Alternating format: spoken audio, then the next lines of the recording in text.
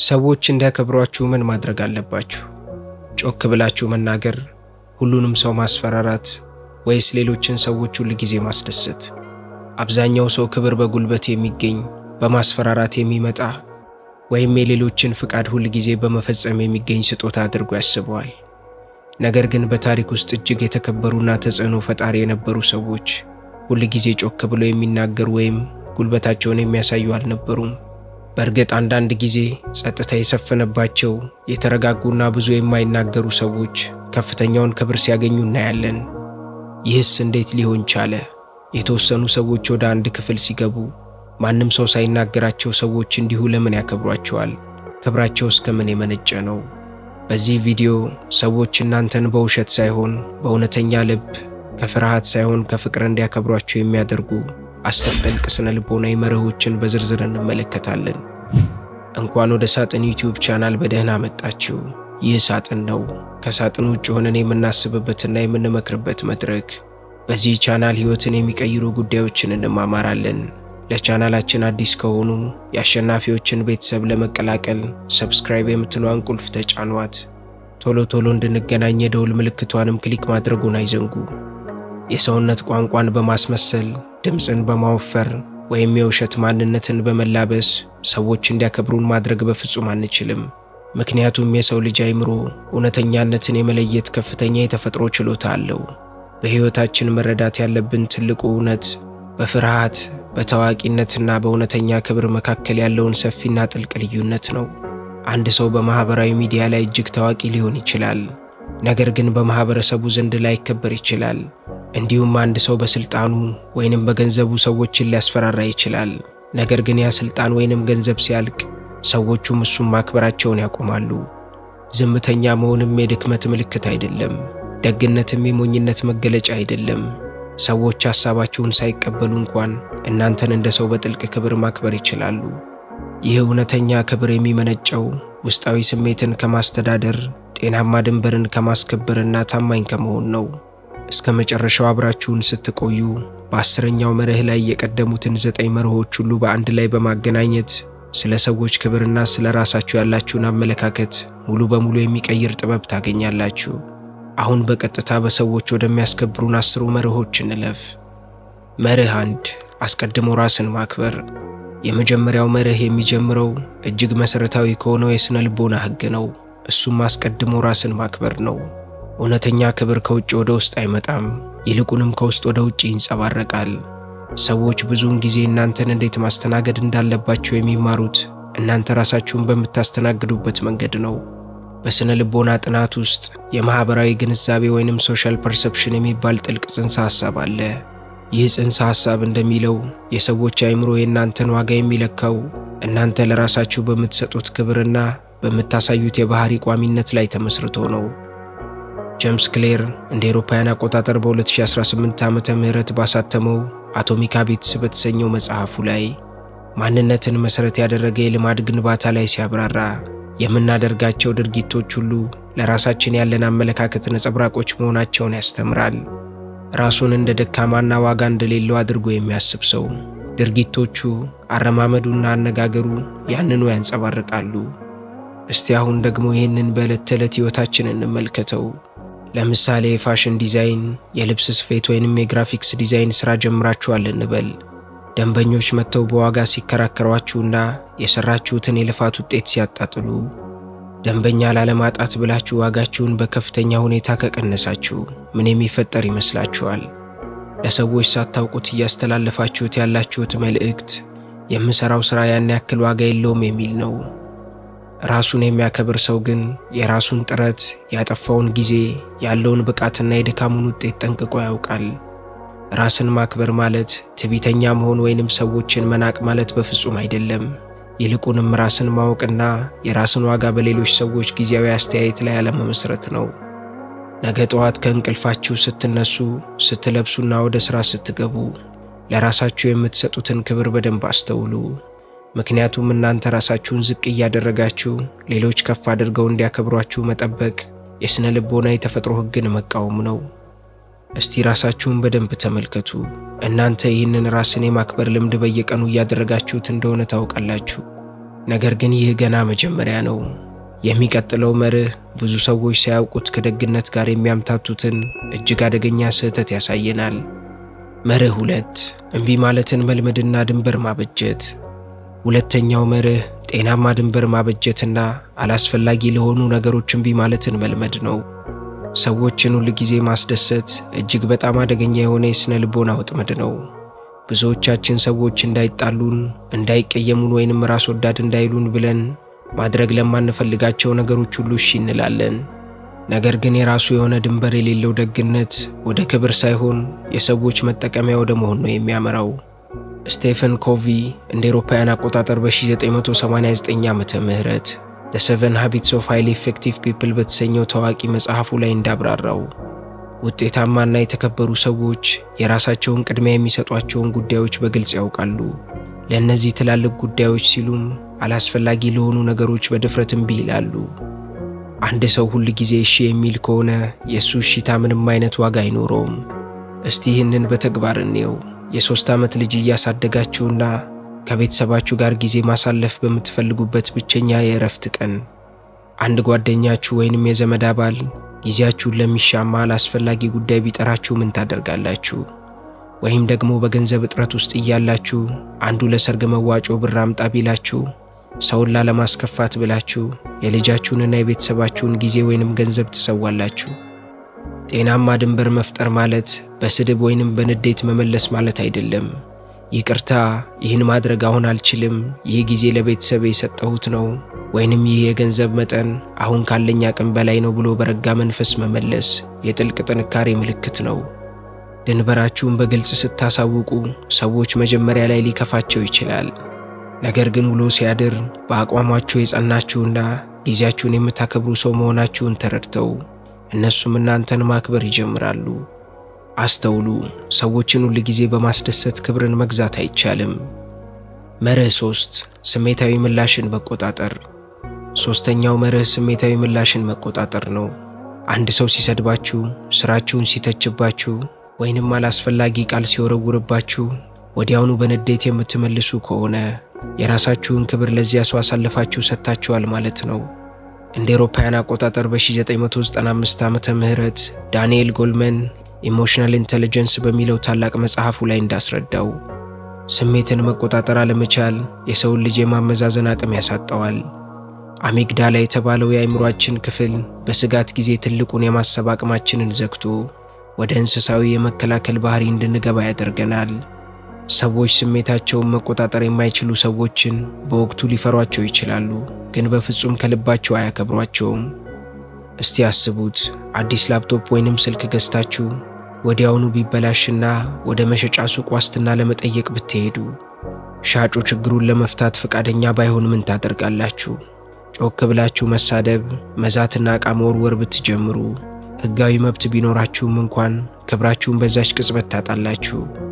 ሰዎችም የእናንተን ትክክለኛ ጥያቄ ሳይሆን ንዴታችሁንና ሥርዓት አልበኝነታችሁን ብቻ ማየት ይጀምራሉ። ነገር ግን ስሜታችሁን ተቆጣጥራችሁ በረጋ መንፈስ መብታችሁን ካስረዳችሁና ቆራጥ አቋም ካሳያችሁ ያ የሽያጭ ሠራተኛ ሳይታወቀው የእናንተን ስሜታዊ ጥንካሬ ይፈራል፣ ያከብራልም። በዚህ ከተስማማን እዚህ ላይ አንድ ማኅበራዊ የሥነ ልቦና ቴክኒክ እንማር። አንድ ነገር ሲያበሳጫችሁ 4 እርምጃዎችን ተጠቀሙ። ቆም ማለት፣ ወደ ውስጥ በጥልቀት መተንፈስ፣ ሁኔታውን መረዳትና ከዚያ ምላሽ መስጠት። ስሜታዊ ምላሽ መስጠትና በስሜት መነዳት በፍጹም የተለያዩ ነገሮች ናቸው። ስሜታዊ ቁጥጥር እውነተኛና ማንም ሊነጥቀው የማይችለው የክብር ምንጭ ነው። መርህ 4 በጥልቀት ማዳመጥ። አራተኛው መርህ በጥልቀት ማዳመጥ ነው። አብዛኛው ሰው በውይይት መሃል የሚያዳምጠው የሌላውን ሰው ሐሳብ ለመረዳት ሳይሆን የራሱን ተራ ጠብቆ ለመናገርና እኔ ያውቅልሃለሁ ለማለት ነው። ዴል ካርኔጌ እንደ አውሮፓውያን አቆጣጠር በ1936 ዓመተ ምህረት ባሳተመው How to Win Friends and Influence People በሚለው ዘመን ተሻጋሪ መጽሐፉ ላይ ሰዎች ስለ እናንተ ከሚያስታውሱት ትልቅ ነገር ይልቅ እናንተ እንዴት እንዲሰማቸው እንዳደረጋችኋቸው ይበልጥ እንደሚያስታውሱ ይገልጻል። ስለዚህ በጥልቀት ማዳመጥ እጅግ ኃይለኛ የሆነ የሥነ ልቦና መሳሪያ ነው። በነርቭ ሳይንስ ጥናቶች መሠረት ሰዎች ስለ ራሳቸው ሲያወሩና አንድ ሰው በጥሞና ሲያዳምጣቸው በአይምሮአቸው ውስጥ ዶፓሚን የተባለው የደስታ ሆርሞን ይለቀቃል። ታላቁ የደቡብ አፍሪካ መሪ ኔልሰን ማንዴላ በአመራር ዘመናቸው እጅግ የተከበሩት ጠላቶቻቸውን ሳይቀር በከፍተኛ ትኩረት በማዳመጣቸው ነበር። እናንተም ከትዳር አጋራችሁ ጋር ስታወሩ ወይንም ከሥራ ባልደረባችሁ ጋር ስትወያዩ በእጃችሁ ያለውን ስልክ ወደ ጎን አስቀምጣችሁ አይናቸውን እያያችሁ ሙሉ ትኩረታችሁን ብትሰጡ ምን የሚፈጠር ይመስላችኋል? ንግግራቸውን ሳታቋርጡና ወዲያውኑ ታሪኩን ወደ ራሳችሁ ሳትመልሱ ከዚያስ ምን ተሰማህ ወይንም ይህ ለአንተ ምን ትርጉም አለው ብላችሁ ጥያቄ ብታነሱ ያ ሰው በውስጡ ይህ ሰው ለኔ ትልቅ ክብር ሰጥቶኛል ብሎ ያስባል። የሰው ልጅ ስነ ልቦና የተገነባው የመደመጥና የመታየት ጥልቅ ፍላጎት ላይ ነው። ሌሎች ሰዎችን በማዳመጣችሁ ምክንያት አስፈላጊ እንደሆኑ እንዲሰማቸው ስታደርጉ እነሱም በተራቸው እናንተን እንደ ትልቅ ጥበበኛና የተከበረ ሰው ማየት ይጀምራሉ። መርህ 5 ቃልን መጠበቅና እምነትን መገንባት። አምስተኛው መርህ ቃልን መጠበቅ ነው። ሰዎች እናንተን የሚያከብሩት በምትናገሩት ጣፋጭ ቃል ወይንም በምታስቀምጡት ትልቅ ራዕይ ሳይሆን በቋሚነት በምታሳዩት ተግባር ነው። በስነ ልቦና ጥናት የመተማመን ግንባታ ላይ እንደተረጋገጠው አንድ ሰው ቃሉን በተደጋጋሚ ሲያጥፍ አይምሮአችን ያንን ሰው እንደማይታመንና ክብደት እንደሌለው አድርጎ በፍጥነት ይመዘግበዋል። ክብር በወሬ አይገነባም፣ ይልቅስ ክብር በተግባር ይረጋገጣል። በታሪክ ውስጥ የአሜሪካው ፕሬዝዳንት የነበሩት አብርሃም ሊንከን እጅግ ከፍተኛ ክብር ያገኙት ሐቀኛው በመባል እስከሚጠሩ ድረስ በሚናገሩት ነገርና በሚያደርጉት ነገር መካከል የነበረው ክፍተት እጅግ ጠባብ ስለነበረ ነው።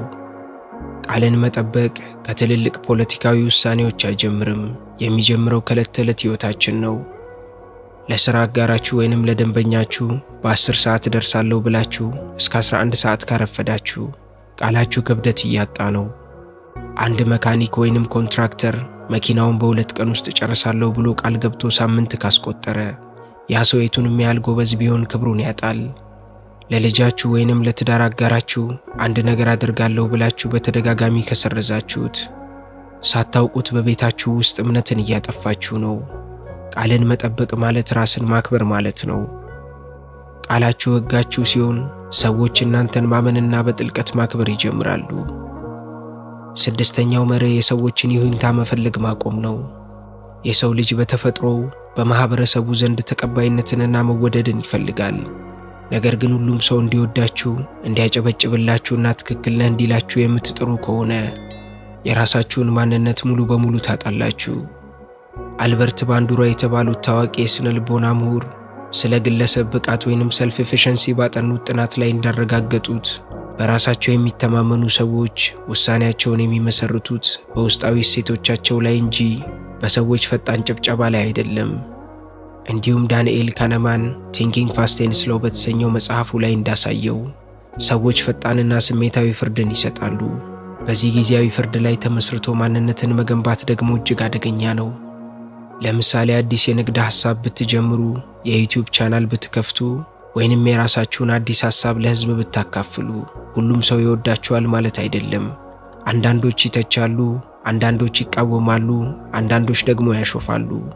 በዚህ ጊዜ ሰዎች ምን ይሉኛል ብላችሁ የምታምኑበትን ነገር ከማድረግ ወደ ኋላ ካላችሁ የራሳችሁን ክብር ለሰዎች አስተያየት አሳልፋችሁ ሰጥታችኋል። በሥራ ቦታም ቢሆን የሁሉንም ሐሳብ የሚደግፍና ከሁሉም ሰው ጋር የሚስማማ ሰው የራሱ የሆነ ጠንካራ አቋም የሌለው ደካማ ሰው ነው። እዚህ ላይ ራሳችሁን መጠየቅ ያለባችሁ ትልቁ ጥያቄ ሁሉም ሰው የወደው ይሆን የሚለውን ሳይሆን ይህ ውሳኔ ከእኔ እሴትና እምነት ጋር አብሮ ይስማማል የሚለውን ነው። ሰዎች እንዲወዷችሁ አትሞክሩ። ይልቁንም ትክክለኛ ነው ብላችሁ የምታምኑበትን ነገር በድፍረት አድርጉ። ሁሉም ሰው ላይወዳችሁ ይችላል፣ ነገር ግን ቆራጥ አቋማችሁን ሲመለከት በውስጡ ያከብራችኋል። መርህ 7 ብቃትን መገንባትና በእውቀት ማደግ። 7ኛው መርህ ብቃትን መገንባት ነው። እውነተኛ በራስ መተማመንና ክብር በባዶ ቃላት፣ በማህበራዊ ሚዲያ ፎቶዎች ወይንም በጉራ አይመጣም። ይልቅስ እውነተኛና ሊካድ የማይችል ብቃትን ይፈልጋል። ጄምስ ክሌር አቶሚክ ሃቢትስ በሚለው መጽሐፉ ላይ እውነተኛ የባህሪ ለውጥና ማንነት የሚገነባው በዕለት ተዕለት ትናንሽ ድርጊቶችና ብቃትን በማሳደግ እንደሆነ ያብራራል። ሰዎች በተፈጥሯቸው በሥራው ጎበዝ የሆነን፣ ችግር ፈቺ የሆነንና በእውቀት የበሰለን ሰው ሳያውቁት ያከብራሉ። ታዋቂው የማይክሮሶፍት መሪ ሳቲያ ናዴላ ከፍተኛ ክብር ያገኙት በንግግራቸው ማማር ሳይሆን ቴክኖሎጂውን በጥልቀት በመረዳትና ኩባንያውን በተጨባጭ በማሳደጋቸው ነበር። እናንተም በሙያችሁ በዲጂታል ቪዲዮ ፕሮዳክሽን፣ በአካውንቲንግ፣ በንግድ ስራችሁ ወይንም በማንኛውም የመረጣችሁት የህይወት መስክ ላይ እውነተኛ ክህሎትን ገንቡ። ከዛም ስለምታውቁት ነገር ብቻ ተናገሩ። ብቃት ያለው ሰው ሁል ጊዜ መድረክ አይፈልግም። እኔ ያውቃለሁ ብሎም አይጮህም። ስራውና ውጤቱ ራሱ ይናገርለታል። በእውቀትና በክህሎት ራሳችሁን ስታሳድጉ የሰዎች ክብር በራሱ ጊዜ ይከተላል። ወጣት ባለሙያዎች ብዙ ጊዜ የሚሰሩት ትልቅ ስህተት ስራውን ሳይሰሩና እውቀቱን ሳይዙ ክብሩን ብቻ መፈለጋቸው ነው። እውነተኛ ክብር ከላብ ከድካምና ከእውቀት ይፈልቃል። የማታውቁትን ነገር አላውቅም፣ ግን ለመማር ዝግጁ ነኝ ለማለት አትፈሩ። ይህ ራሱ ትልቅ የጥንካሬ የብቃትና የክብር ምልክት ነው። እናም ራሳችሁን በየቀኑ ክህሎቴን እያሳደግኩኝ ነው ወይ ብላችሁ ጠይቁ። መርህ 8 ስህተትን አምኖ መቀበል። 8ኛው መርህ ስህተትን አምኖ መቀበል ነው።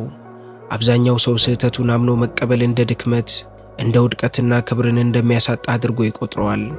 ነገር ግን በስነ ልቦና ጥናቶች መሰረት ስህተቱን በአደባባይ አምኖ ኃላፊነት የሚወስድ ሰው ጥፋቱን ወደ ሌላ ሰው ከሚያላክክ ወይንም ከሚደብቅ ሰው ይልቅ የሰዎችን እምነትና ክብር በከፍተኛ ፍጥነት ያተርፋል።